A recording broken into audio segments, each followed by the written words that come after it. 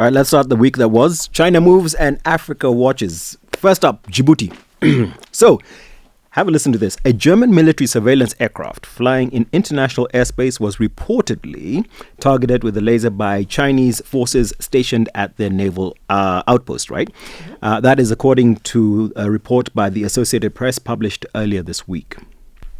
So the plane made it back safely. We know this, but the message couldn't have been clearer. Okay. China's not just watching the Red Sea. It's actively marking territory, and not always politely. Okay, but then the question then becomes this, right?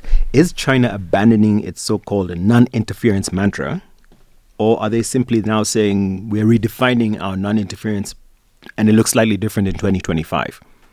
Well, it could be that China is playing a subtler game. It could be. But it's shifting from we don't interfere, and on the other side, we power, project quietly. Okay. I mean, when lasers are involved, it's not just presence, it's posture. Exactly, and this is not just a blip. It's not a one-time thing, yeah? It's looking like becoming a pattern, possibly. It fits into a pattern, rather. And I remember there was a case similar to this where the US actually lodged a similar complaint back in 2018, I think. And again, it was around Djibouti. Funny that, yeah? It looks like it's part of Beijing's broader military normalization of Africa's maritime zones. And with that tension, right, I think, in terms of the tension that is there currently globally, the last thing that whole needs is greater power brinkmanship in 2025 at 30,000 feet. Then over to New York. Okay. So Donald Trump staged his version of a diplomatic comeback, and he's invited and hosted leaders from 5 African countries. It was namely Gabon, Guinea-Bissau, Liberia, Mauritania, and Senegal. 5 flags, no AU, no SADC, no East Africa Community. We were not invited to the party. Unfortunately. Oh, sorry. yeah. And I know Reuters and BBC were the ones who actually did cover that summit. And they framed it as Trump's attempt to counter China's growing influence. Right? So, what does this actually signal? Why would he do this? Why now? And then, why exclude regional institutions? Could be strategic optics, basically. The way I read it. Smaller states, basically. Easier bilateral leverage, basically. Right. And maybe some of these leaders are hedging. It's very possible. Testing what it looks like to pivot back towards the US, where most had gone in the other direction, especially as global alignments are shifting. So here's another question. Is it just performative geopolitics? Or are African leaders quietly choosing which side of the fence they actually want to sit on? And they say that because if Washington actually is back, it clearly wants to find Africa somewhere other than Beijing's spreadsheets. And finally, the environmental toll of China's presence in Africa is becoming harder to ignore. According to updated NGO monitoring cited on Wikipedia's China-Africa Relationships page, China's backed projects across the continent are being tied to rising pollution, degraded ecosystems, and vanishing species. From toxic runoff in Ghana's mining belts to the industrial slaughter of donkeys in Kenya, to meet demand for Ijao in China, these are not side effects. It's clear that the price tags are being displayed for unchecked extraction. So based on that, the question is this. Are African governments so eager for infrastructure that they are willing to trade forests for freight corridors and groundwater for goodwill? I think so, in some cases. Our African governments, rather, and when we think about that, are these projects then fast-tracked by African governments with a little transparency? We're looking at environmental concerns. They get bulldozed, literally. And actually, more to the point, who's enforcing environmental standards when the investors are sitting in embassies and regulators staying in silence? It's a void. Civil society is locked out. We're looking at EIAs, rarely public, and governments often sign NDAs that tie their own hands. Okay, so we're looking at whose future it belongs to, right? Or who's buying into it. And what's currently happening, especially from an environmental perspective, then the real damage is not only to the environment, it's not only financial, it is ecological, it is generational, it is actually, quite frankly, irreversible. From Cairo to Cape Town, Lagos to Lamu, 54 nations, one continent, countless perspectives. Hi, my name is Wawero Njoroge. Hi, I'm Nduoko. Welcome to Panel 54, a global perspective through an African lens. This is the podcast where we unpack people, power, policy, and the paradoxes that define our time, with nuance, with history, and a deliberate commitment to context. This isn't punditry, it's perspective. It's not a briefing, it's a reframing, and it starts right here.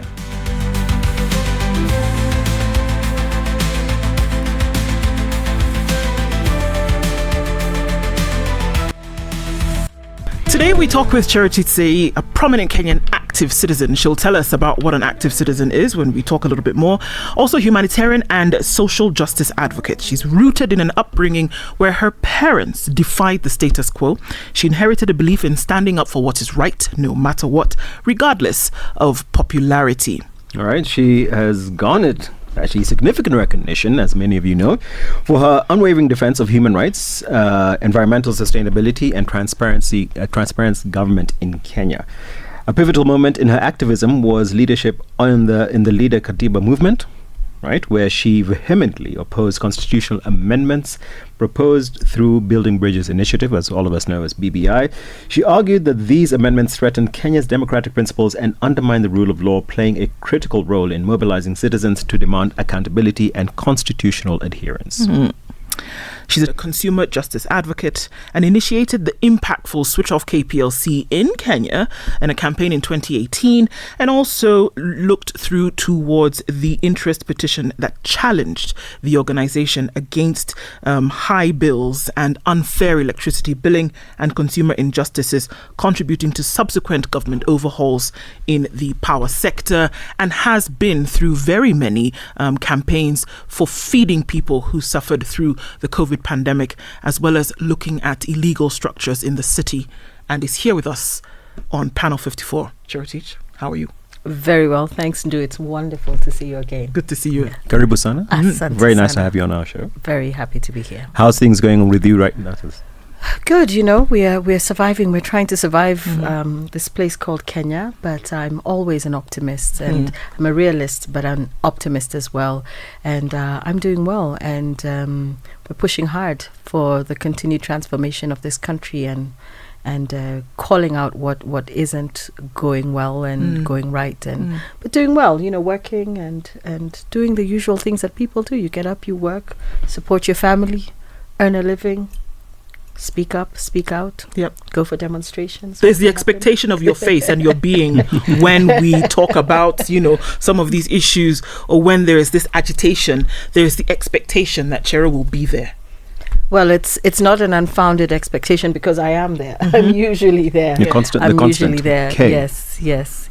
So there's always been some kind of master plan somewhere around how the East engages with the continent of Africa, and the gateway being East Africa for the most part. True. And so there's always been a plan, which I've never been made privy to, but there are books, there's stuff that's been written about it. And I like to try and separate between China as a country that is full of that innovation, whether it's in the science and there's something exciting about what happens in China, and it's always the frontier. It's always pushing limits and moving us forward. So there's that, and I will never take that away from China. True. And I'll always say that I respect Chinese minds and their thinking and their innovation and the barriers that they break. Now take that. Put it one side, then come and think about this démarche on Africa and what it actually means. Is there an extractive agenda?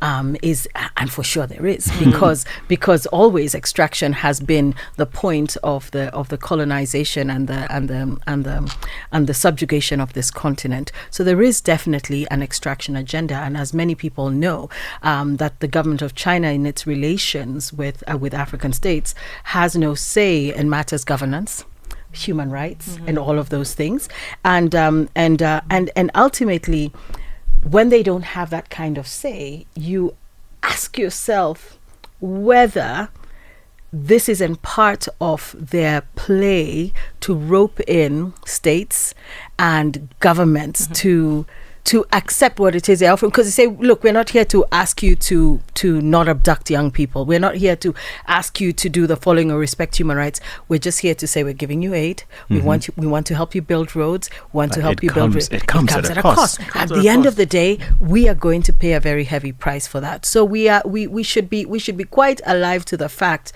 that approach, that soft power, that giving of assistance is not without strings, and perhaps those strings are chains. And we will find, isn't there? We've never seen the SGR documents. I don't want to make that absolutely clear. I think we're trying to be... Do we see that has developed whereby Africans are working on these projects? And it looks as though the answer would be no. There isn't a very clear skills transfer. I think if you were to see all the usual blurb and the writing, they'd probably say, in this corporation, we're going to ensure that we train and skill up. They'll probably give about 100 scholarships to Kenyan students to go to Chinese universities to learn various aspects of engineering and various aspects of this and that and the other. And talk about, yes, we're ticking all the boxes and we're saying the right things. But even if you come down granular to the whole construction, the housing, the developers, the one role that Kenyan architects have there is to be the ones whose names are on the boards there on these irregular constructions. They Kenyanize the face of this particular project, sign off, paid a little bit of money. And when I've spoken with architects, they've said, what a disgrace and what a shame this brings even on the name and the reputation of architects in Kenya. And when you see the high-rise slum that Nairobi has become, for example, architects say, do we want to be known as the people behind this? But if you see that Kenyan architect's name on that board, that's about it. And because all of us, bar none, live next door to some form of irregular high-rise construction that's ongoing, who are the foremen? Who are the engineers? Okay, watu wa mjengo, the young men who come in their masses every morning, and they're doing the manual, the grunt work. Good, because you still earn a living, however well or poorly they're paid. So I don't begrudge somebody that kind of daily hustle, because this is important. But the skills transfer, does it really exist? No. If anything, when you see cases of violent actions, and actually, that's something against the construction workers, who is usually the one holding the construction worker by the lapel and about to throw them off the edge of. And there's been a lot of incidents. There's been incidents of that I know in Nigeria. And you talked about in terms of people who go to China under student visas. Interesting statistic: in 2019, Africa had 800,000 tourists who came in from China. 80,000 Africans went to China. The other thing that was glaring, and I think there's an aspect, and this talks to what you're saying about either physical manhandling or whatever the case may be, there is a sense of, I don't know whether to call it this per se, but racial aspects, racialization, whatever you want to call it. Because one incident that happened, I think 2018, the Chinese-owned malls in Zambia were saying no locals allowed. That's a dangerous precedent to be setting. When you're saying, okay, fine, we're coming here to give you development aid and everything, we're importing the labor and everything, and then you start treating us as second-class citizens in our own country. That for me is just a precedent that needs to be. I just wanted to put that. It was just the statistics are what made me stop and think and say, you've just triggered something for me. It's true. I mean, I can't say. I have heard rumors of certain restaurants in Nairobi that you cannot visit, and everything, no one is speaking English, never mind Swahili, and when you go in, you kind of feel like a fish out of water, even though you're in your own country. I would say that when you see foremen and other types manhandling and roughing up and really being abusive towards their Kenyan workers, yes, it does speak to a level of looking down on Africans and thinking that we're exchangeable, we're not indispensable. Even if he threw this guy off the 5th floor and he fell to his death, doesn't matter. Tomorrow there'll be somebody else saying, please, I want a job. So I think in a way it's a dance, because they have seen how, to some extent, little we respect ourselves. Okay. Yeah. Okay. And how little we love ourselves and one another and each other, that it's a kind of they seamlessly fit in. And I think one of the things, again broadly generalizing, Chinese are very good observers of people, and they have observed us. They have observed our love for and off bribes and kickbacks and inducements and incentives. And they say, so this is how these people work. So if we want to do something, all we have to do, like they tried to do with me, call me to the side and say, makosa imefanyika, something has gone wrong. How can we fix it? They have understood that we're susceptible to that, and we like that kind of thing. So in a way, they're dancing with us. It's not that they arrived on their own with a racist agenda and decided this is how they're going to treat us. We have also, in a way, open the door collectively as a society, allowed them to do that, even in terms of skills transfer. Even if they tick boxes, to what extent do we go to enforce and make sure that they have hired X number of Kenyan engineers? No matter what.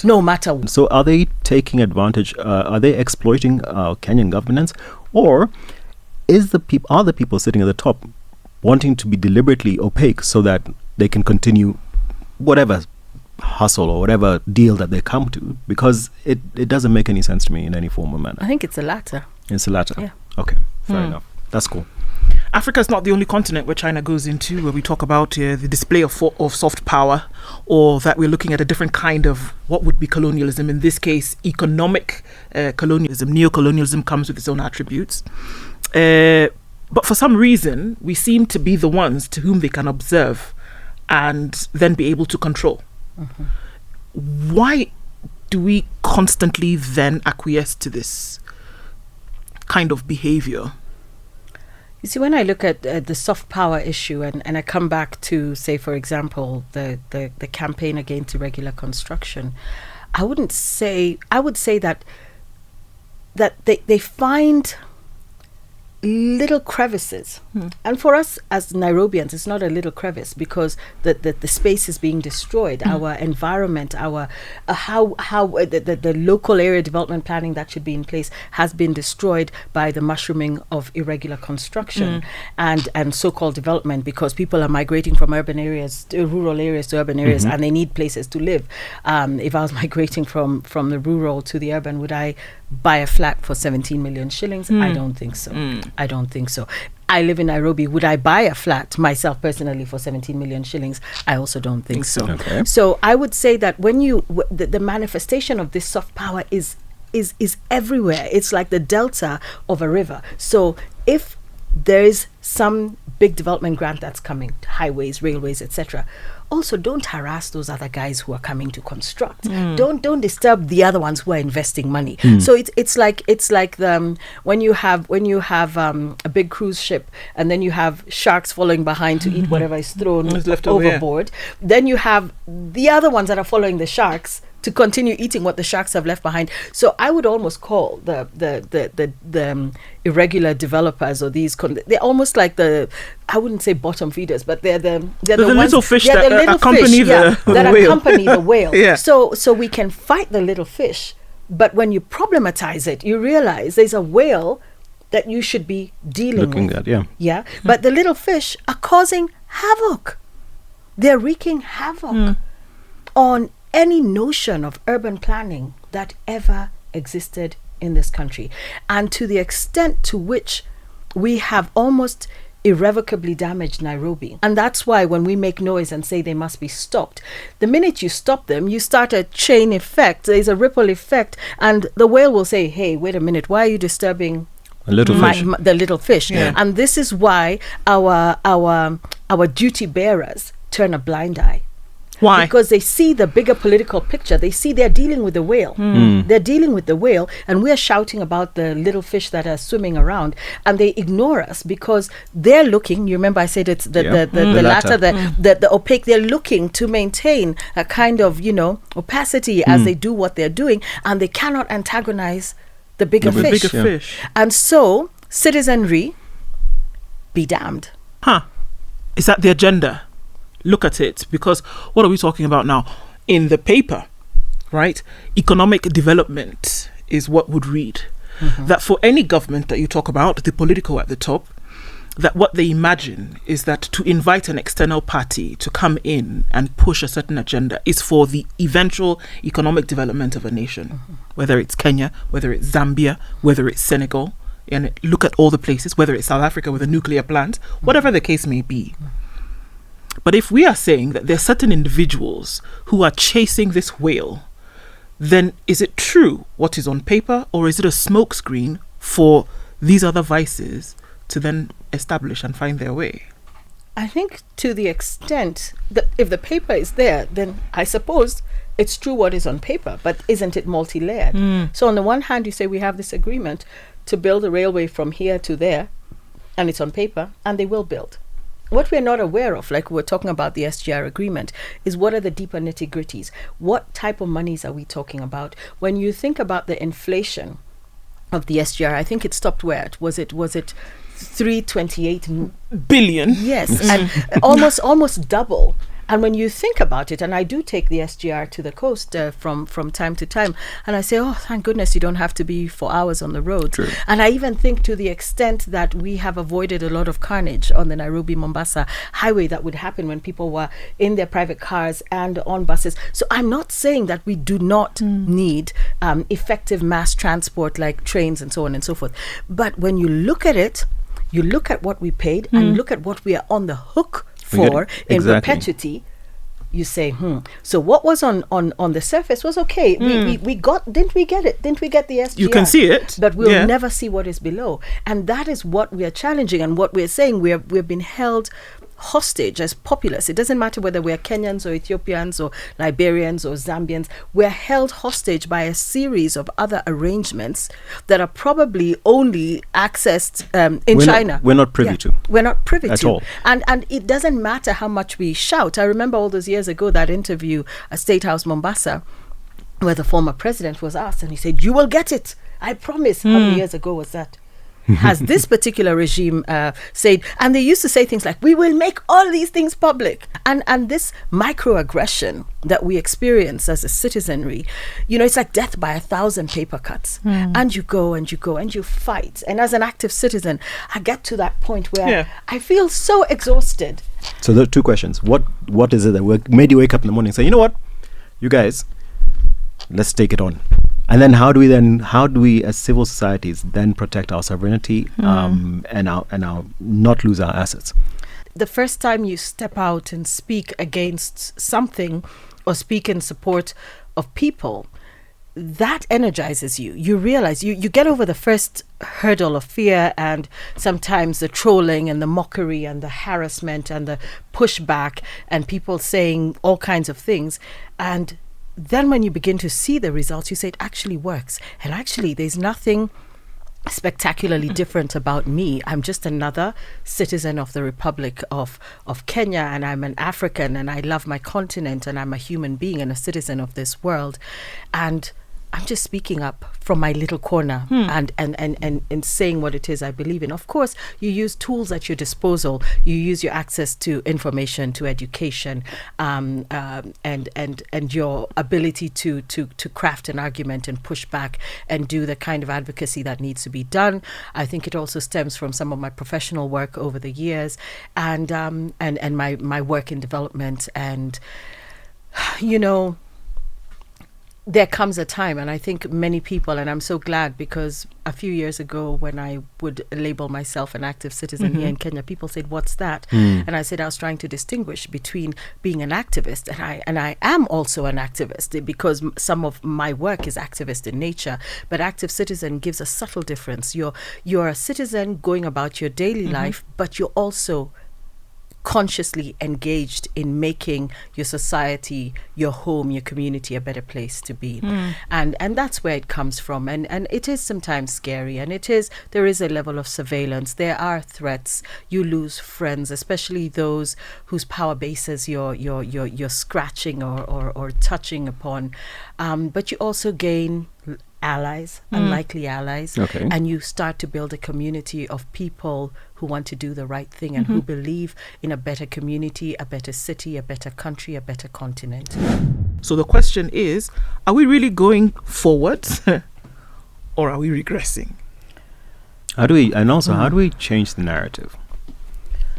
When you talk about the Scramble for Africa, I mean, today we have our own, maybe China is Otto von Bismarck and busy hosting the Scramble for Africa, and in Beijing and not in Berlin. In Beijing, in the other B, in the other BE, exactly. in the other BEX, there is That's why I say there's what is on the surface, and then there's what is subterranean, and sometimes even that subterranean has yet another layer that even our African leaders are not aware of, because although they are conscious of the fact that they're pawns in a larger global game and don't really have as much of a say as they should if they had been indeed people focused, they know that that they're benefiting at this layer, at this level. So even if there's a deeper agenda, that démarche, that complete extraction and capture of the continent, they don't care, because they have cashed in the millions and the billions,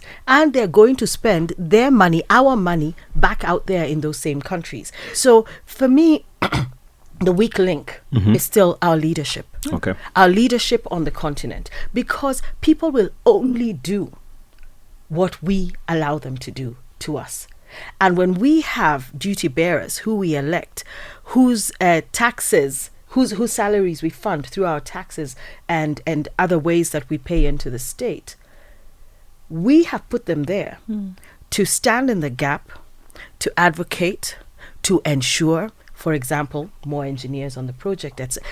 They're there to do something. We put them there not just to be ceremonial and to become multi-billionaires, but to do something that would advance life for ourselves, our children, our great-grandchildren, and so on. And they don't. So I blame them. Okay. I blame them as a collective. I'm not saying that throughout the continent, bar none, every single leader is rotten to the core. But to the extent that we have seen the kind of obscene opulence that your salary did not fund. And even if you are an extremely successful businessman or businesswoman, you still would not have access to those types of resources. They're the ones that have made sure that we don't have a future. They're the ones that have sent us to the past. You said, are we regressing? Yeah. We are regressing. We are regressing. And this is why when I jump forward to what we see with this new generational push, the Gen Z push for accountability, the revolution that everyone thought at first was nothing. And it's just a bunch of irritated, young, angry children running on the streets. The Gen Z revolution has irrevocably changed the direction of this country, and Gen Zs as a whole could change. I think there's need to maybe start pushing that agenda to stop any exploitation from any quarters, actually, because now we have a situation where 5 countries are invited to negotiate. Right? It was Gabon, Guinea-Bissau, Liberia, Mauritania, and Senegal, and we noted that there was no East Africa, there was no SADC, there was no AU. And the narrative looks like it was trade, no aid, right? But it looks like we might be then looking at building alliances as opposed to building dependencies. We've seen, America starting to get more interested in the region. We've seen the EU doing the same. We've seen UAE starting to spend a lot of money. Could we get into the same trouble as we have right now? Are we setting ourselves up if we don't then look at working as a unit, a whole unit, to then say, okay, fine, we've just replaced one master for another one. Yeah. I want to explore a generational dimension here, because I was speaking about the Gen Z earlier on. I think that, and I'm a Gen Xer, and I think that Gen X, baby boomers, a silent generation, because there's still some around and some still leading countries on this continent. I don't think that we necessarily have the capacity to move into the alliances that you're speaking to. Okay. When we had the Organization of African Unity, OAU, which was born in Liberia, somewhere in Saniquele in Liberia. What year was that? 1962 or 60? 60. Yeah. That Pan-African wave, that generation, all of them gone now, did something incredible for the transformation of our continent. And had OAU continued to grow, we would have been far more powerful than the European Union. And we were the original thinkers in terms of continental, regional approach to togetherness, be it education, be it trade, and then from there, you had then the COMESAs developed, you had the East African Community, which then collapsed and then came. I think that even the collapse of some of these regional blocs, it was not accidental. No. There was, I mean, one would argue that then we're being conspiracy theorists, but if you deep dive enough, there was a need to not have us united.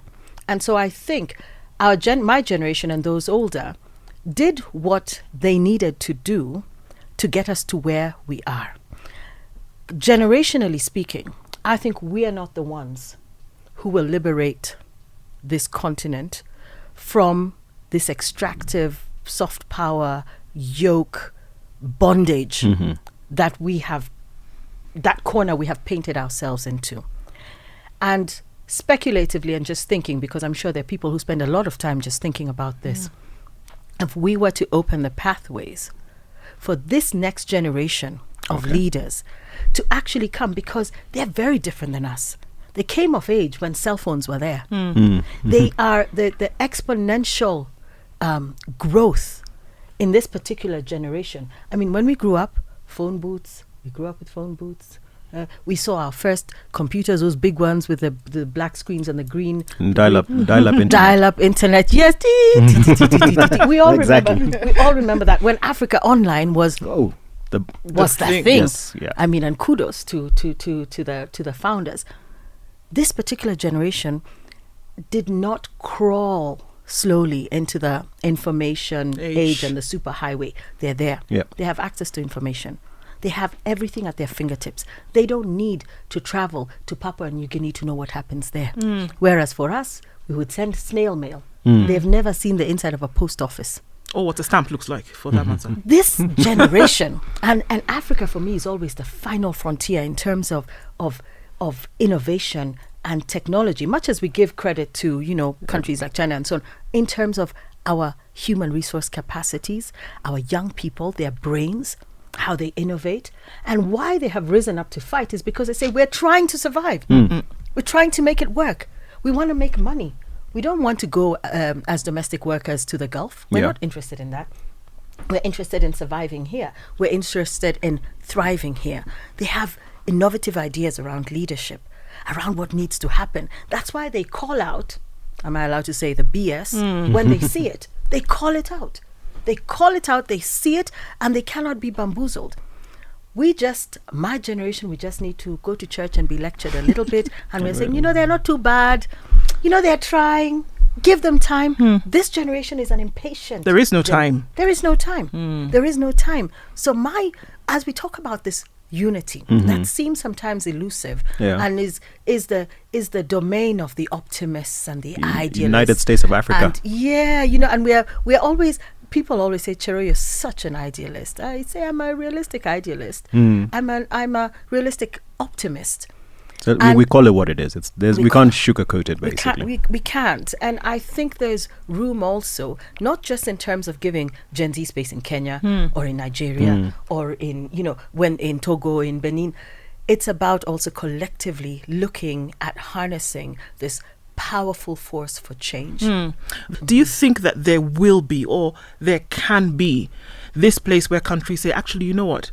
We are on this place where we are sovereign, number one. Number two, we are part of the conversation. You may bring what you deem to be development, but we're not going to pander to the whims of your power. Is that a conversation that can be had in this current geopolitical sphere in which we are in? In the past, in the 90s, when Section 2A was being repealed and moving into a multi-party democracy here in Kenya, there was a lot of pressure from the North and the West, where aid was tied to human rights, good governance, etc., etc. And I'm not here to glorify that either, because all of it, bar none, is an extractive agenda. Question is, how do you arrive there? But it really put the powers that be then, the late President Moi's regime, under pressure. And so there was that. Civil society, you had asked a question earlier on about what civil society can do. Civil society had tremendous allies. And the Nordic group, the other Europeans, the United States, North America in general. At that point, China was very quiet, and there was not much happening east, coming from the east, and there was a lot of pressure. So there was a concerted effort to push for ultimately, I suppose, regime change, and eventually led to where we are today, and that promulgation of the Constitution in 2010. Today, civil society doesn't seem to have any kind of external allies. And I think it's not the worst thing ever. I think it is okay that we begin to seek our own resources as civil society from amongst and within. We need to realize we are the ones we have been waiting for. Sure. We are the ones who will change what is going wrong, because we used to have that tag team. But then does that not then create a situation where it becomes your bark is not your bark is not like your bite situation, where people will say, okay, fine, yeah, we recognize civil society and civil activists and whatever the case may be, but because they don't have the backing of, again, I'm not being sexist, the big boys or those kind of nations, then it's not, they're paid lip service for the media, for the cameras, to say, yes, we completely agree and we agree, etc., etc. But then behind closed doors, they're like, well, you're right. And a friend of mine always say, do you have a roof? As when you go and advocate and fight for something, who's your roof? And where I want to agree with you and be more pragmatic is when I say our resources, we are the ones we've been waiting for. It's more like a spiritual shift, a psychological shift, an emotional shift that has to happen within ourselves to understand that no one is really going to come and save us. So it is that shift. I hope Frantz Fanon would be proud of me if he listened to it's that kind of shift to understand that we are the ones who will liberate ourselves. But yes, there has to be a roof. And look at the scores of young people who've been killed extrajudicially, who have been abducted, who have been disappeared. Look at the state of femicide. The big boys have said nothing. Because on their own, with information availability, all you need to do is look at a ticker tape and see how many young people have died since 25th of June 2024 in Kenya, for example. No one's saying anything. And they could. They could. Reverse. They could put pressure, because exactly like as what happened in the 90s, pressure was applied until he had to acquiesce. So there's the silence, the silence is deafening on the part of the big boys and big girls out there, and which means that perhaps strategically we need to think about, okay, and I've been to every single one of these demonstrations and been beaten by police, and a crazed look in the riot police man as he hits me with a baton. I'm like, wait, I'm old enough to be your mother. Don't beat me. And there he is. And there's something so inhuman and violent. In the moment, though, Jerotich? In that moment? Or is it... In that moment, when... where humanity is basically lost. Where humanity is lost. When I exchanged looks with that riot policeman before, and he had a whip in one hand and a djembe stick, a baton in another hand, and I think he was thinking, what do I use? Which one do I use? Which one do I use first? And indeed, I got hit with both of them because he hit, and then we were women, and our hands were raised. In that moment, you realize that there's an erosion of humanity, and something has gone horribly wrong. And that said, I still 100% support the right of every single person to take to the streets to agitate when they get to the point that they realize the powers that be have refused to listen to them. Is it that it's not in their interest, or they don't care? I love the question you've asked, because it's something that I've also thought about. And, if tomorrow somebody says, "Do you're the president of Kenya?" You'd be like, do I have the tools? And there's nothing, even the current crop of leadership trained and grew into where they are, for better and for worse, mostly for worse. But they didn't, it's not an innate skill. You're not born with the ability to govern.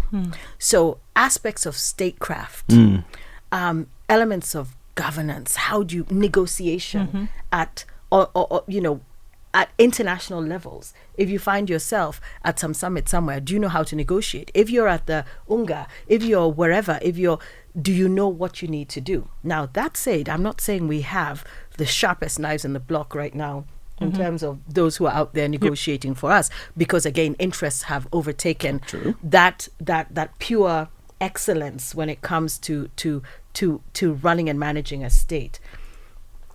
I think when it comes to Gen Z, they're not so arrogant and so foolish as to imagine that if everyone exited today, they'd come in and do a sterling job. And having spent a lot of time with many of them, at no point, and think about it, have they said, there's been one or two who've said, I want to be president, but vast majority are saying, this is not a power grab. We're telling you to do the right thing. Do it like this. Or go home. So back to what you asked, it is true there's an opportunity, there needs to be that building of capacity. I hate using that word because everyone talks about capacity. It's a buzzword. It's a buzzword. It's a horrible like buzzword. benchmarking. Benchmarking, capacity building. Trust me, I come from the development world. We can throw out buzzwords nonstop for 4 days. But that learning that needs to happen. And the good thing is they're a quick study.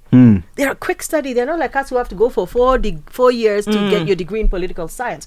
They're a quick study. They understand. If you gave them a task, we're supposed to do the SGR from here to there. How would we do it? They'll come back. Because it's also AI, there's all ways that they can look for the information that they need to solve problems. And figure it out. Their problem-solving capacity is there. Their innovation is there. Their brilliance is there. Their youth, their strength, it's all there. So the tweaks around statecraft and leadership and that public aspect of leading a nation or leading a community, that is a skill that can be learned. Okay. Yeah. The climate change focused organizations that did a fantastic job, for example, Decolonize and looking at Lamu and recently that nuclear plant in Kilifi has been rejected. So I'm not saying that there isn't excellent work that's happening. I think we also what I'm saying is we need to perhaps expand, reimagine. The resources are not going to be avalanched, onto us as happened in the past. That's why I say we're the ones we're waiting for. If it's about crowdfunding, look at all the young people who were charged with terrorism, and we needed to raise I don't know how many millions in bail money. In hours it was done. You send 100 bob, I send 100 bob. So we are the ones. So it can be done. It can be done. So it is a good thing in a way that even when the President of the United States in his first term, referred to us in Africa as that whole country. It's not the worst thing ever. But back to China where we started, they noticed that. They say, the West is looking inward, making itself great again. Let's go ahead and engage. Make it rain. Right. Let's make it rain. Let's make outside it rain. Our borders. The outside. Let make it rain, and let us continue with our démarche. And we have a bunch of leaders, many of whom are susceptible to our inducements. We're happy with that. We'll give them a little old train and tell them this is development. When those guys in their country could get from equivalent Nairobi to Mombasa in minutes. In 20 minutes, 35 minutes, 40 minutes, they'd be there. We're still trundling away, and we feel like we're still the East African harbours and railways from the turn of the century, the previous century. The Lunatic Express. The Lunatic Express. And so they know that we're happy with these little morsels, and we know every time I sit there, I'm like, how did we pay 328 billion shillings for this? It's good, but surely. The pictures look so nice.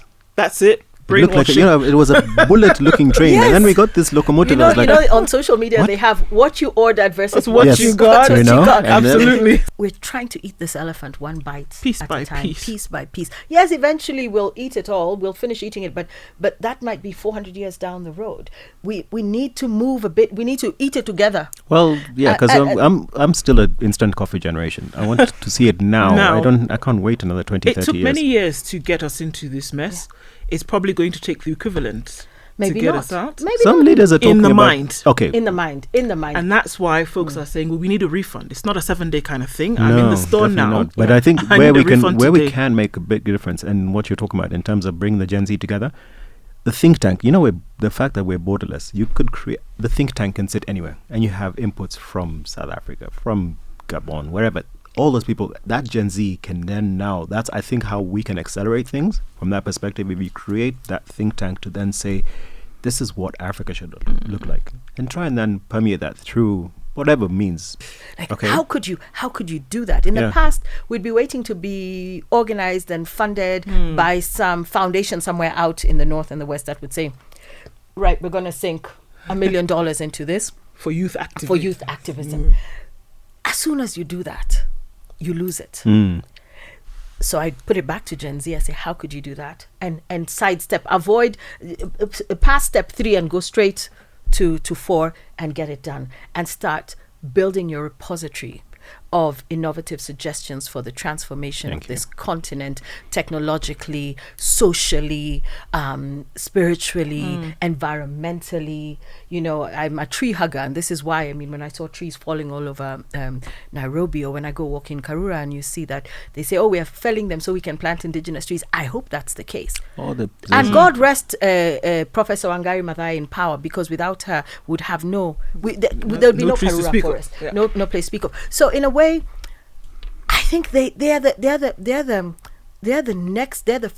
final frontier, this particular period of time that we are in our lives of innovation and transformation. We are a spent force by and large, but we have the responsibility as duty bearers, as adults, as elders, to still hold that space for them, provide the capacity building buzzword, provide the just a listening ear. Oftentimes I find myself just listening, right, and I realize how little I actually know and how much I want to learn. And that's why my eyes light up when I talk about Gen Z, because I love them as a collective so much, because I will never be the same after having engaged with and interacted with them as entities who are autonomous, who are powerful, who hold the keys to our future, who are the ones that will break these opaque deals, who are the ones that will say, you will not touch our port.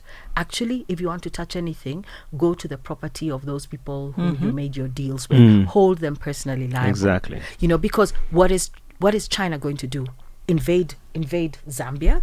Zambia acquiesced because it was part of a deal. Willing seller, willing buyer. Willing seller, willing buyer. They didn't read the fine print. If we lost Kilindini Harbour tomorrow, do you really think the way Kenya is and how bubbly and boiling, you think we'll just say, okay, fine, China now owns it. It will not It's agree. okay. But the thing is, I don't think the powers that be would lose sleep of it, because they would probably they've sold their soul to the devil. They're like, okay, you know what? Let these other people agitate. Everything will go back to normal. And we're about to go anyway. Yeah, and that's what scares me. That the aspect of learning to listen and listening to learn.